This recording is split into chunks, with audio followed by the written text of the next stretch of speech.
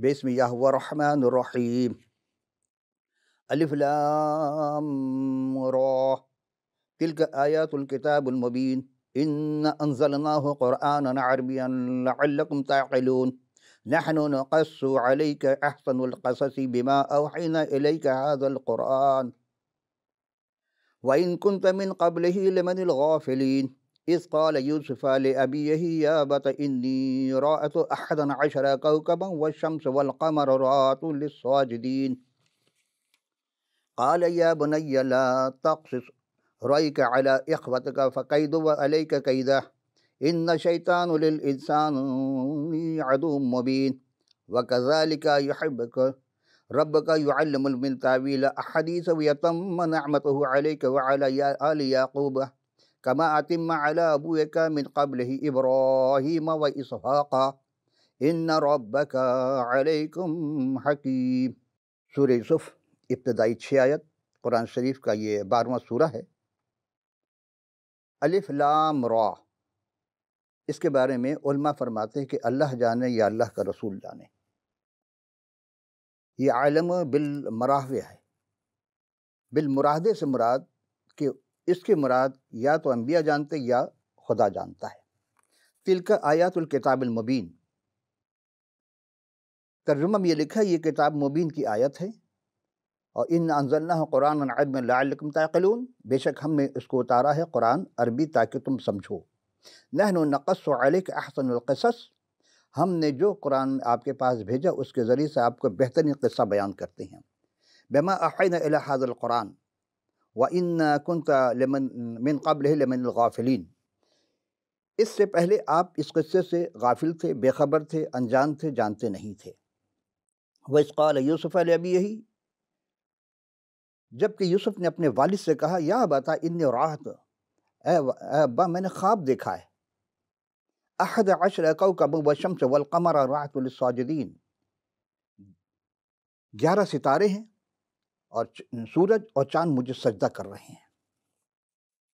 और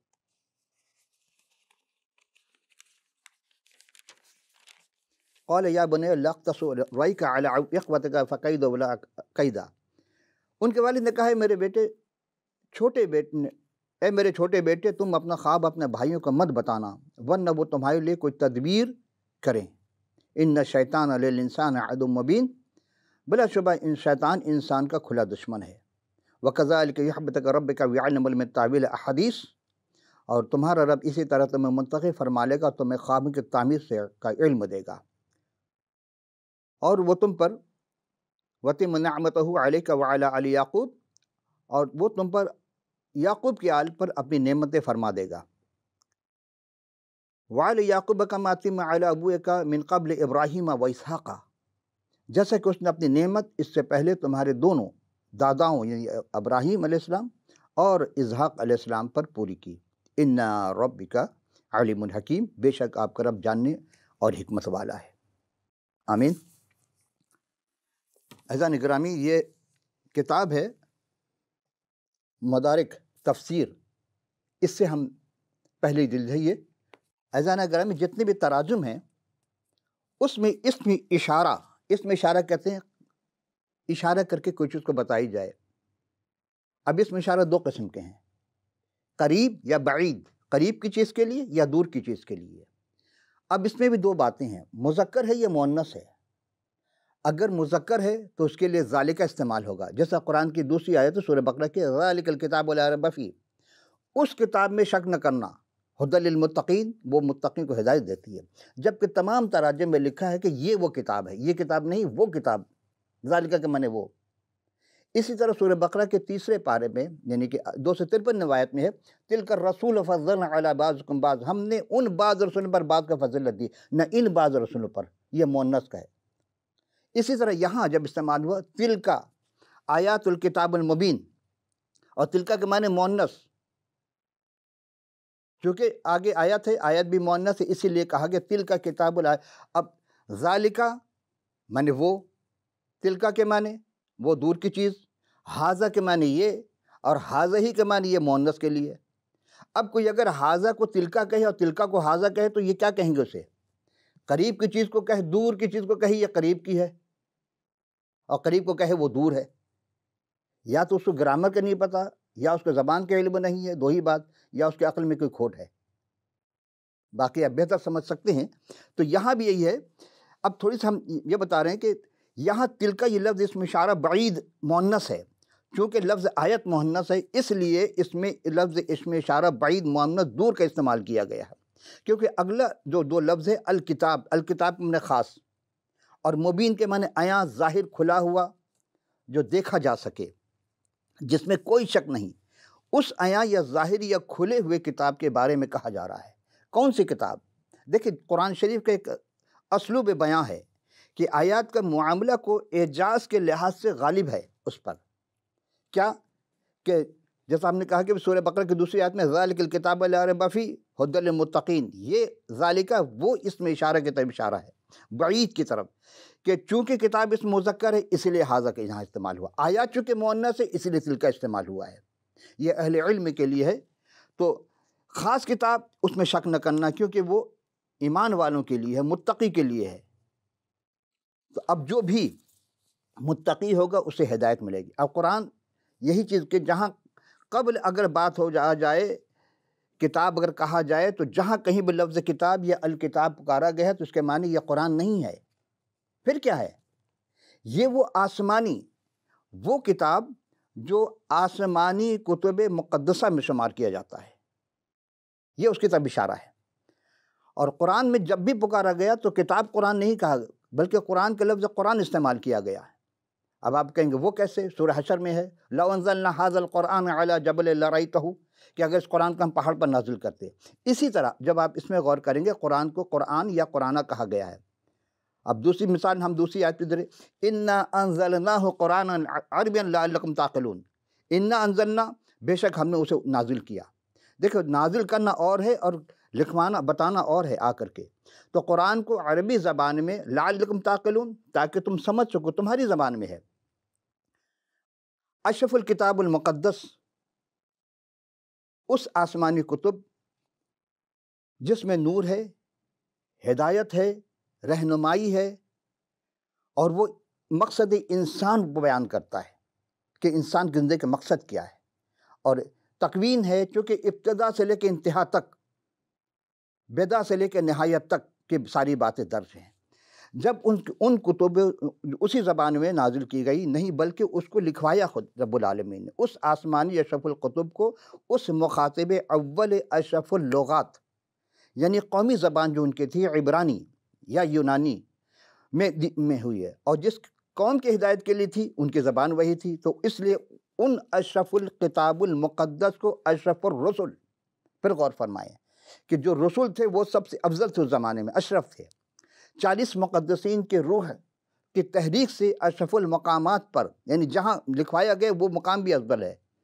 ناپاک جگہ پر خدا کبھی کسی کو نہیں نکالتا ہے۔ دیکھیں موسیٰ علیہ السلام سے کہا جب وہ پہاڑ پر چڑھنے لگے جہاں وہ جھاڑی جل رہی تھی تو کیا کہا کہ موسیٰ اپنے نالین کو اتار کرا، اس لیے یہ جگہ مقدس ہے۔ تو موسیٰ علیہ السلام جلیل القدر جن کو پہلی کتاب شریعت دی جا رہی ان سے کہا جائے کہ اپنے نالین کو اتار کر، جوتا کو اتار کرا، تو مقام کتنا مقدس ہوگا۔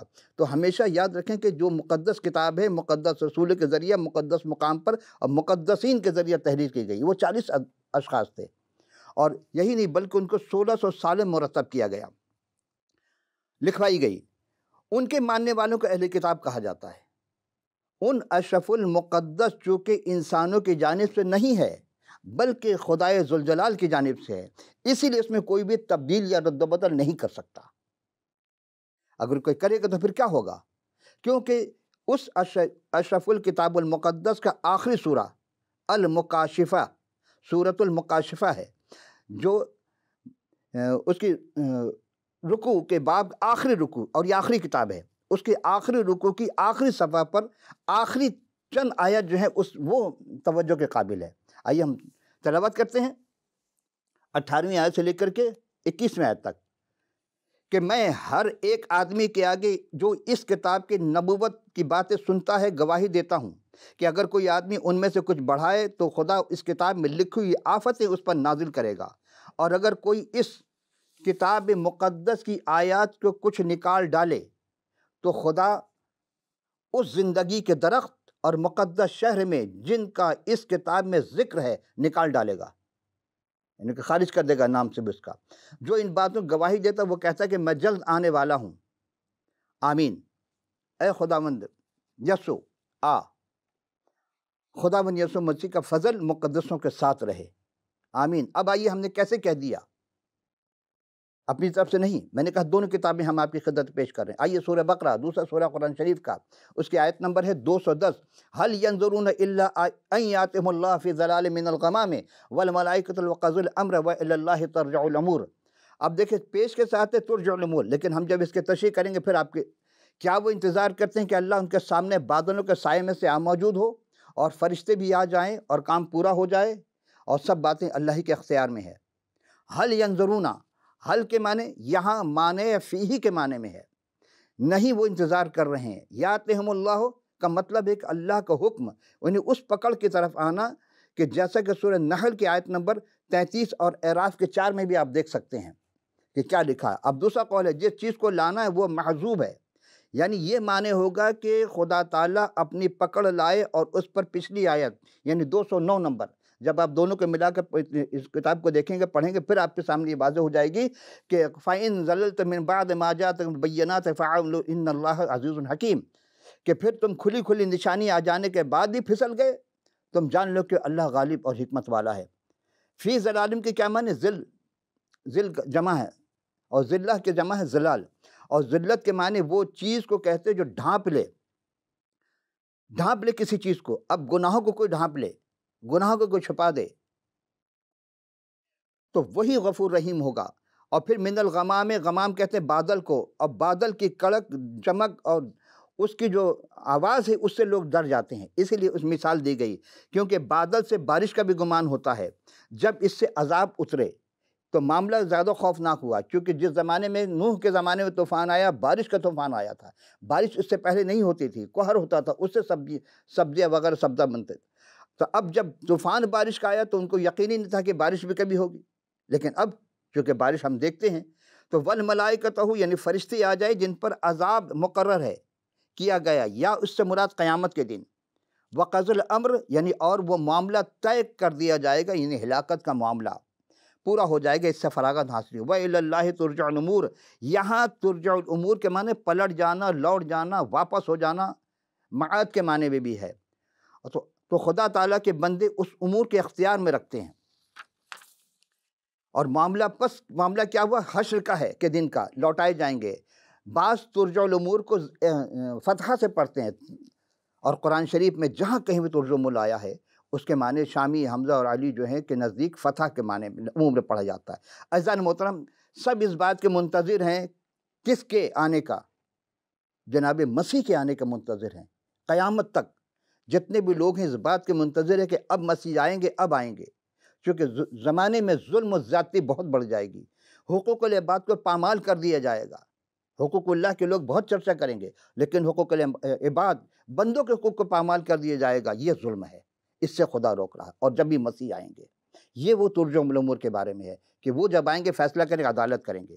آئیے اب جب ان کتب اسی زبان میں ہو جس کو وہ سمجھ سکے، اس لیے اس آسمانی اشرف الکتاب المقدس کو مختلف اول اشرف یعنی لغات کے ذریعے آیا ہے 40 رسول، مگر قرآن شریف چونکہ دوسری زبان ہے، دوسرے لوگ مخاطب دوم ہیں، چونکہ یہ عرب تھے اس لیے عربی قواعد کے زبان عربی زبان میں نازل ہوا۔ علاوہ ازیں جو عربی زبان میں چونکہ عبرانی سے نکلی ہے، یہی وجہ ہے کہ عبرانی ہی کی اپنی فصاحت و بلاغت اور ادائے معانی کے لحاظ سے دنیا کی بہترین زبان میں شمار کیا جاتا ہے۔ اس لیے خدا تعالیٰ نے اس قرآن کو جو عربی میں پیغمبر اسلام حضرت محمد صلی اللہ علیہ وسلم پر نازل جبریل کے ذریعہ غار حرا میں مکہ میں پہلی وحی، اور 23 سال کے بعد مدینہ میں آخری وحی نازل ہوئی۔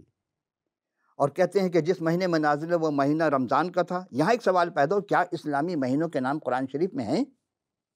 ترتیب وار مل سکتے ہیں؟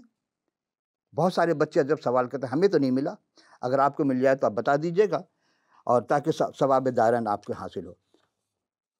عزیزان محترم، اب ہم سوال کی جانب چلتے ہیں۔ سوال یہ کیا گیا ہے کہ حضرت ابراہیم کے جو پوتے تھے، پر پوتے کون؟ ابراہیم کے 2 بیٹے ہوئے، پھر ان کا بیٹا، اور یہ یعقوب السلام کا بیٹا 11واں بیٹا یوسف السلام جن کا ہم ذکر خیر کر رہے ہیں، اس مبارک قرآن شریف میں اور کتاب مقدس میں کتنی بار آیا ہے؟ یہ ہم چونکہ پہلی نشست میں پیش کر چکے، سوال دوبارہ ہے، صرف مختصر جواب کہ کتاب مقدس میں یہ اور قرآن شریف میں دو مختلف کتابیں ہیں، دو عقائد کے، لیکن کتاب ایک ہی جس سے لی گئی ہے۔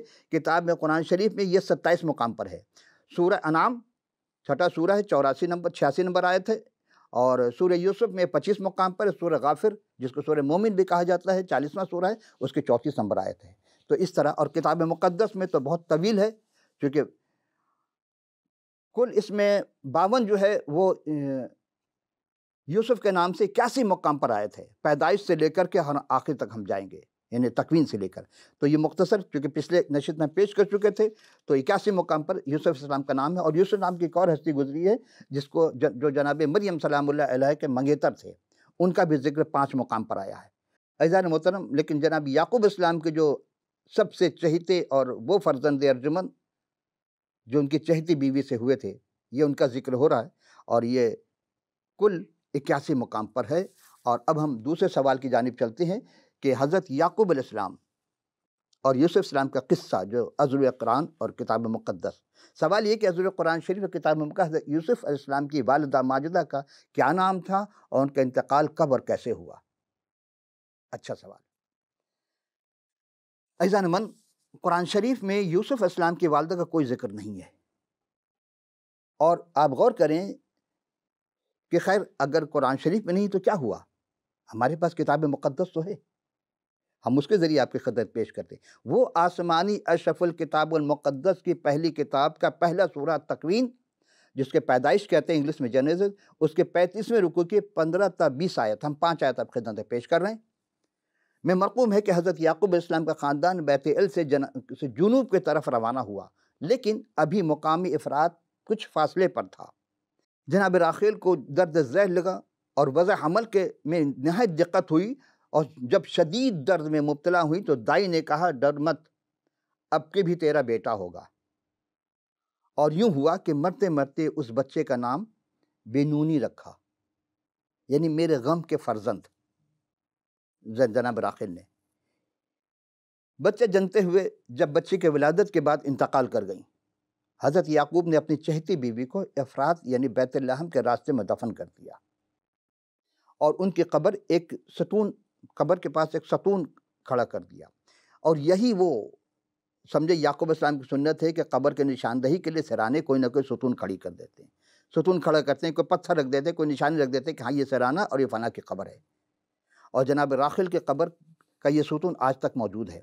لیکن ایک بات جو قابل غور ہے، یعنی یعقوب السلام نے اپنے آبائی قبرستان جو حبرون کے غار میں ہے، جہاں حضرت ابراہیم السلام اور حضرت سارہ اور ربقہ سلام اللہ علیہ کے قبور ہیں، ان سے منسلک نہیں کی۔ جبکہ راخیل کو کیوں دفن کیا؟ یہ بعض مفسرین کہتے ہیں چونکہ وہ اپنے والد کے یہاں سے خاندان سے بت لے کر آئی تھیں، تو ممکن ہے اس وجہ سے ہو۔ یعقوب السلام نے اپنے 12ویں فرزند جو راخیل سے پیدا ہوئے تھے بن ماں کے ہو گئے، جیسے ماں کا انتقال ہوگا، اس فرزند کا نام بنیامین رکھا۔ اس کے معنی ہے میرے دائیں ہاتھ کا فرزند۔ اور یہ دونوں نام جناب حضور المسیح سلام علیہ کے دکھوں کے بعد جلال کی تصویر پیش کرتے ہیں۔ جیسے جیسے ہم آگے چلیں گے عزیزان کرام، یوسف السلام کی زندگی حضرت مسیح سلام علیہ کی پیشن گوئی ہے، تھوڑی دیر کے سمجھ لیں۔ ان کے زندگی میں ہونے والے واقعات اور جناب مسیح کی زندگی میں ہونے والے واقعات، یہ اس کی پیشن گوئی ہے۔ عزیزان من، اب ہم تیسرے سوال کی جانب آتے ہیں، دیکھتے ہیں کیا سوال ہے۔ عذر قرآن شریف اور کتاب مقدس حضرت یوسف السلام کہاں رہتے تھے، اور ان کی عمر عزیز کیا تھی، اور ان کا پیشہ کیا تھا، اور ان کے کتنے بھائی تھے؟ یہ یعقوب السلام کی زندگی میں ہم ان کے بچوں کا تذکرہ کر چکے ہیں، اس لیے اس سوال کو پہلے ہم قرآن شریف سے دیکھتے ہیں کہ قرآن شریف میں کیا ہے۔ قرآن شریف اور پھر سے پیش کرنے کی کوشش کروں گا کہ قرآن شریف کی آیات نے مجھے تو کسی بھی سورہ میں 114 صورتیں ہیں، 7 منازل ہیں، 30 پارہ ہے، اور 6623 آیت ہیں، 27 آیت۔ پہلے یہ 6666 تھی، 80 میں جب میں نے تحقیق کی تو اس وقت 6257 تھی، اب یہ 6237 آیت ہو گئی۔ کیوں اور کیسے اس کا مجھے علم نہیں، آپ علماء سے پوچھ سکتے ہیں۔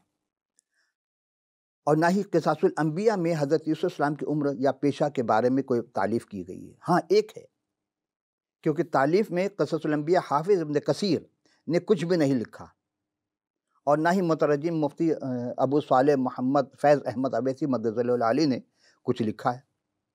لیکن قصص الانبیاء،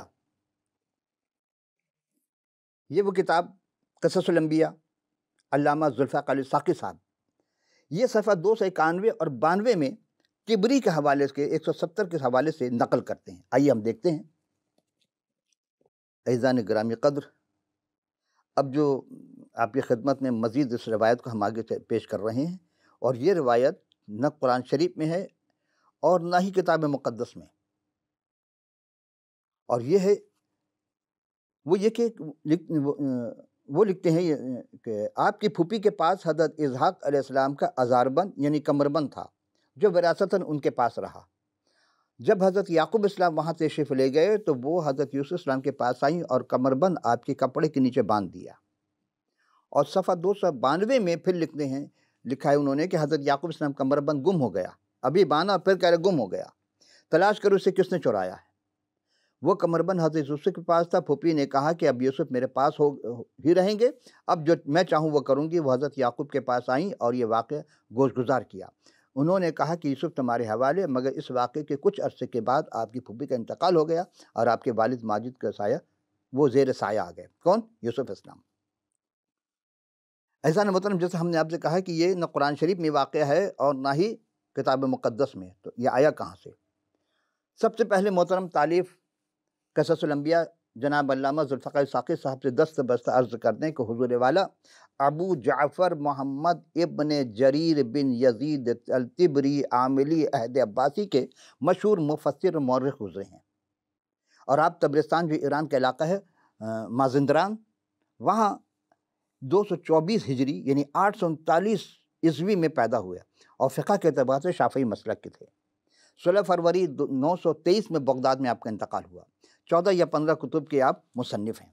سوال یہ ہے کہ وہ بات جس کا تعلق نہ قرآن شریف میں ہے اور نہ ہی آسمانی اشرف الکتب جو 66 کتب کا مجموعہ ہے اس میں مرقوم ہے، بزرگ طبری صاحب نے کہاں سے لکھا مجھے نہیں معلوم۔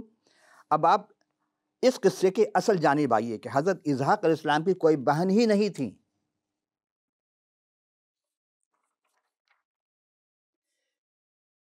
میں ایک دو لری اوپر سے آ رہا ہوں کہ جب حضرت ابراہیم علیہ السلام 86 برس کے ہوئے تو 85 برس تو کوئی اولاد نہیں ہوئی، تب ان کی زوجہ یعنی حضرت سارہ سلام اللہ علیہا، ان کی جو کنیز تھی حضرت ہاجرہ، جس کا ذکر ہم ابراہیم اسلام کے زندگی میں کر چکے، ان سے ایک بیٹا ہو تو اس کا نام اسماعیل، بیٹی کوئی نہیں ہوئی، ہاجرہ سے بھی کوئی بیٹی نہیں ہوئی، اور 90 سال کی عمر میں حضرت سارہ سلام اللہ علیہ سے وہ وعدے کا فرزند خدا عطا کرتا ہے جن سے ان کی نسل چلی، جس کو قربانی کے لیے خدا نے کہا تھا، تو وہ حضرت اسحاق علیہ السلام عطا ہوئے۔ اس وقت حضرت ابراہیم علیہ السلام کے 100 برس ہو چکی تھی، دونوں میں کوئی لڑکی نہیں ہوئی، نہ سارہ سے لڑکی ہوئی اور نہ ہی ہاجرہ سے۔ اور پھر اسحاق علیہ السلام 40 سال سے قبل ان کے والدہ سارہ کا سلام اللہ علیہ کا انتقال ہو جاتا ہے۔ اس وقت 60 سال، جب آپ کی عمر 40 سال ہوئی تو پھر ان کی شادی ہوتی ہے ربقہ سے۔ یہ تمام ہم پیش کر چکے صرف ریفرنس کے طور پر۔ اور جب 60 سال کی عمر 20 سال کے بعد خدا انہیں جڑواں بیٹا عطا کرتا ربقہ کو، ایک کا نام یسوع اور دوسرا یعقوب، بڑا یسوع چھوٹا یعقوب، اور کوئی اولاد نہیں ہوئی۔ پھر یہ یعقوب علیہ السلام کی بہن یا یوسف کے پھوپھی کہاں سے آپ نے پیدا کر دیا؟ یہ سوال تاریخ میں ضرور کہیں نہ کہیں ہے کہ یہ پھوپھی کہاں سے پیدا ہو گئی جبکہ اولاد کوئی نہیں ہو اس کی۔ آئیے اب ہم اس حقیقت کو جاننے کے لیے کتاب مقدس کا پہلا سورہ پیدائش یا تکوین، اس کے 37 باب سے 6 آیات کی تلاوت کریں گے، 1 تا 6۔ عزیزان گرامی، اگر آپ حقیقت کو جاننا چاہتے تو آپ کو کتاب مقدس کا مطالعہ کرنا لازمی ہے۔ اگر آپ کے پاس نہیں ہے تو آپ ہمیں ضرور لکھ بھیجیے، مکمل پتہ بھیجیے، ہم فی سبیل اللہ آپ کی خدمت کتاب مقدس پیش کر دیں گے۔ تو آئیے پیدائش 37 باب کی 1 تا 6 آیت میں حضرت یعقوب علیہ السلام کا واقعہ کو کیوں مرقوم ہے کہ حضرت یعقوب ملک کنعان میں اپنے والد ہی کی طرح مسافرانہ طرز زندگی بسر کر رہے تھے۔ حضرت یعقوب کے نسل کا یہ حال ہے کہ یہ سب اپنے نانا لابن کے یہاں سے آئے ہوئے تقریباً 14-15 سال کا عرصہ گزر چکا تھا۔ حضرت یوسف کی عمر 17 برس ہو چکی تھی۔ یہ اپنے بھائیوں کے ہمراہ بھیڑ بکریاں چرایا کرتے تھے۔ چونکہ یوسف علیہ السلام کی والدہ راخل کا انتقال کینعان آتے ہوئے راستے میں ہو چکا تھا، جس کا ہم نے ذکر کیا ابھی کچھ، تو یہ اپنے والدہ کی بیویوں یعنی کہ بلہا اور زلفا کے بیٹوں کے ساتھ رہتے تھے، اور وہ ان کے برے کاموں کی خبر والد تک پہنچایا کرتے تھے۔ اور اسرائیل یعنی یعقوب علیہ السلام یوسف کو اپنے بیٹوں میں سب زیادہ پیار کرتے تھے، گو کہ وہ ان کے بڑھاپے کا بیٹا تھا۔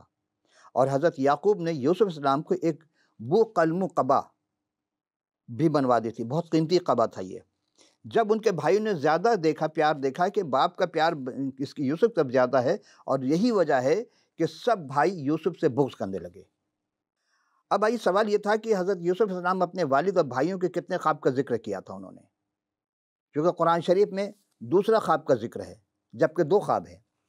یوں تو یوسف علیہ السلام نے جو بھی خواب دیکھا تھا پہلے اس کو قرآن شریف سے پیش کرتے، پھر ہم کتاب مقدس کے سورہ یوسف کا یہ میں نے جو 5 آیت پیش کی، اس میں یہ ہے کہ نحن نقص علیک احسن القصص بما اوحینا الیک ھذا القرآن وان کنت من قبل لمن الغافلین، ہم تمہارے پاس بہت اچھا قصہ بیان کرتے اس واسطے کہ ہم نے تمہاری طرف یہ قرآن بھیجا اور تم اس سے پہلے بے خبر تھے، غافلین میں سے تھے۔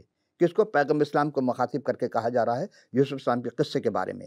ہم آپ کے سامنے بہترین قصہ پیش کرتے، اس وجہ سے ہم نے آپ کو کی جانب قرآن جو ہے وحی کیا، بھیجا، نازل کیا۔ قصہ مصدر ہے اور اس کے معنی ہے کسی چیز کے پیچھے لگنا، مطلب دلچسپ واقعہ، محض کہانی یا طبع ذات افسانے کا نہیں کہا جاتا، بلکہ ماضی میں گزر جانے والے واقعے کو بیان کرنے کو قصہ کہا جاتا ہے۔ اور گویا ماضی کے واقعہ یا حقیقی بیان جو اس واقعے میں حسد و عناد کا انجام، تائید الہی کے کرشمہ سازیاں ہیں، نفس امارہ کی سوزش اور سرکشیوں کا نتیجہ، اور دیگر انسانی عوارض کے حوادث کے نہایت دلچسپ بیان ہے اور عبرت ناک پہلو ہے، بہت عبرت انگیز پہلو کے ساتھ، اس لیے قرآن اس قصے کو احسن القصص کہتا ہے۔ سے تعبیر کیا، اور قرآن شریف میں ان الفاظ بھی واضح ہے کہ نبی کو غیب کا علم، یعنی کہ جو غیب کا علم بتائے اس کو نبی کہا جاتا تھا، اور کیونکہ یوسف علیہ السلام غیب کی باتیں بتاتے تھے، خواب بتاتے تھے، یہ غیب کا علم تھا، تو ان کو غیب بینی بھی کہا جاتا تھا، اہم جزیات کے نشر کر دیتے ہیں۔ تو اب وہ خواب کیا تھا؟ 4 آیت میں، قال یوسف علی ابی ابت انی رأیت احد کوکب العشر والشمس والقمر ساجدین، کہ جس وقت یوسف نے اپنے باپ سے کہا کہ اے باپ، میں نے 11 ستاروں کو اور سورج اور چاند کو خواب میں دیکھا تو مجھے سجدہ کر رہے ہیں۔ قصص الانبیاء کے ذوالفقار ثاقب صاحب نے بحوالہ روح البیان، اور جلد ہے 11 اور 12 اور صفحہ نمبر 180 کے مطابق انہوں نے بعنوان یوسف کا خواب صفحہ 202 میں 3 چیپٹر میں رقم تراز ہے کہ ایک شب یوسف اپنے والد کے پہلو میں آرام کر رہے تھے، جیسا ہم نے آپ سے کہا، اور اس وقت ان کی عمر 10 یا 12 سال یا 13 یا 17 سال، اب 3-4 لکھ رہے ہیں، اور وہ کہتے ہیں لیلۃ القدر، یہ تو ہر رات نبی کے لیلۃ القدر ہوتی ہے عزیزان محترم۔ اور پھر جمعۃ المبارک کی شب تھی، آپ نے ایک حسین خواب دیکھا، اپنے والد سے کہا کہ میں بلند پہاڑ پر کھڑا ہوں اور مجھے بیدار ہوئے، تو والد ماجد نے پوچھا کہ کیا بات ہے، کیوں پریشان ہو؟ تو پھر انہوں نے کہا کہ میں نے خواب دیکھا ہے 11 ستارے اور سورج اور چاند مجھے سجدہ کر رہے ہیں۔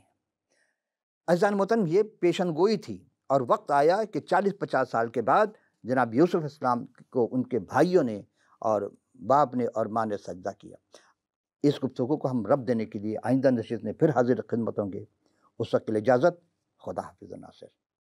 لیکن عزیزان محترم، اگر آپ کے پاس کتاب مقدس نہیں ہے تو پھر آپ کی خدمت عرض کرتے ہیں کہ آپ ضرور ہمیں اپنا پورا پتہ بھیجیے تاکہ ہم آپ کو کتاب مقدس اظہار کر سکیں، اور اس کے لیے پروگرام کے آخر میں اسکرین پر واٹس ایپ، ٹیلی فون نمبر، ای میل جو بھی آپ کے لیے اویلیبل ہو، آپ ہمیں لکھ بھیجیے۔ تو آئندہ نشست میں یوسف علیہ السلام کے متعلق مزید سوالات، اور آپ ہمیں اپنے قیمتی آراء سے آگاہ کیجیے گا۔ پھر ملاقات ہوگی، خدا حافظ و ناصر۔